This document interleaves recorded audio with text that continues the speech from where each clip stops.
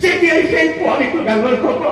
তেতিয়াই মই কি কৰিম জানা প্ৰেম ডাঙৰ হ'লে ডাঙৰ হ'লে তাৰ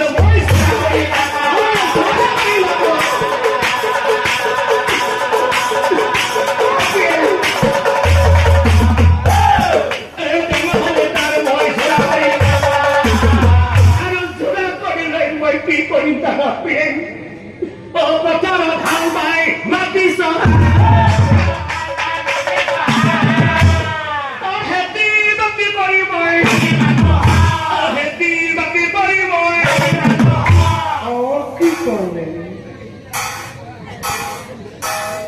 তার মানে আপনি ডামুরি কোয়ালিটি বিক্রি নকরে তার মানে নকরে এসি করে থাকো এ মোর কথা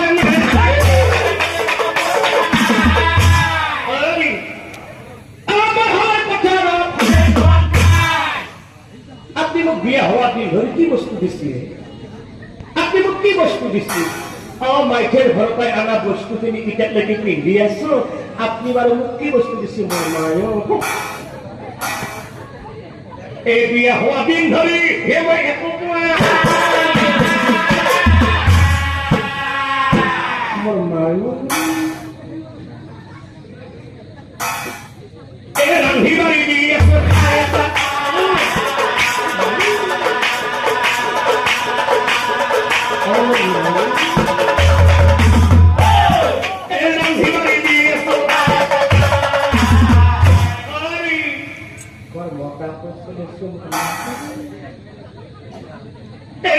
কিবা লাগে বুলি হে মুঠে চিন্তা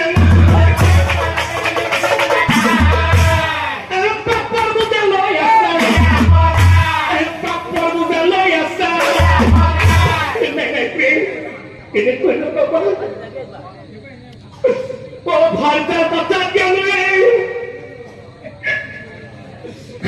মহাত্মা হইলে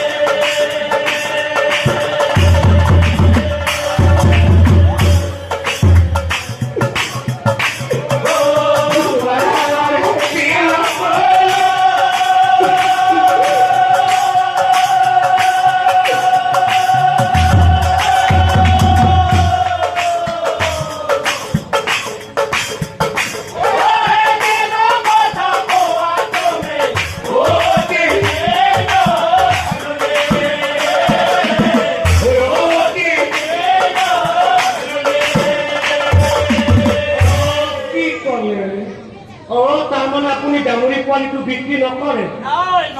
তাৰমানে নকৰে মোৰ মাই যি কৰে কৰি থাকক এইবোৰ কথা নাই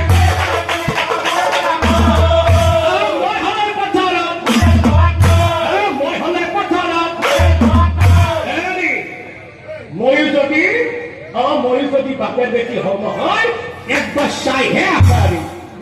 এই যদি গহনা নিদিয়ে হে চাই লম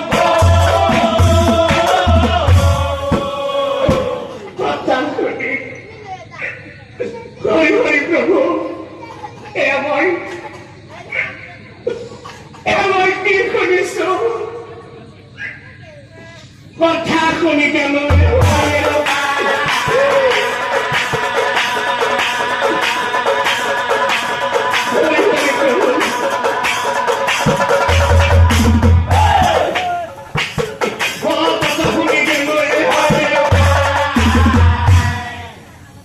এতিয়া চাওক সকলোৱে জানে যে ৰজাৰ দণ্ডত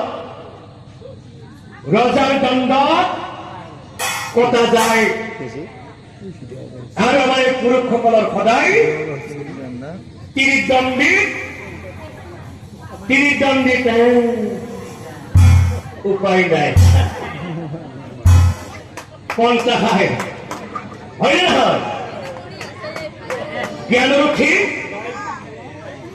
ঠিক তেনেই কথা হ'ল মৰমৰ ভাজ্যা স্বামীৰ কথা পেলাব নোৱাৰি মৰমতে পুহি ৰখা ডাঙৰি পোৱালিটো কৃষকে কান্দি বিক্ৰী কৰি দিলে আৰু বিক্ৰী কৰি পোৱা ধনখিনি মৰমৰ ভাজ্যা স্বামীৰ হাতত অৰ্পণ কৰিলে ইৱা প্ৰিয়ে তুমি আটাইখিনি ধন লোৱা তোমাৰ যি ইচ্ছা সকলোবোৰ কিনি লোৱা তুমি আটাইখিনি ধন লোৱা ও আপনি কিনে ভাল ধন পাই স্বামী মহানন্দ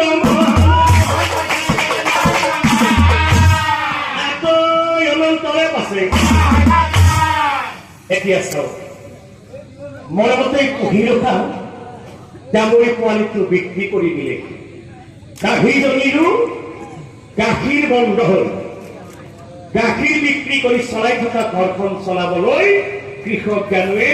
উপায় নোপোৱা হ'ল এদিনাখন কৃষক জ্ঞানুৱে মৰমৰ ভাজ্যা চাৰিদিক মাতি আহি কৈছিল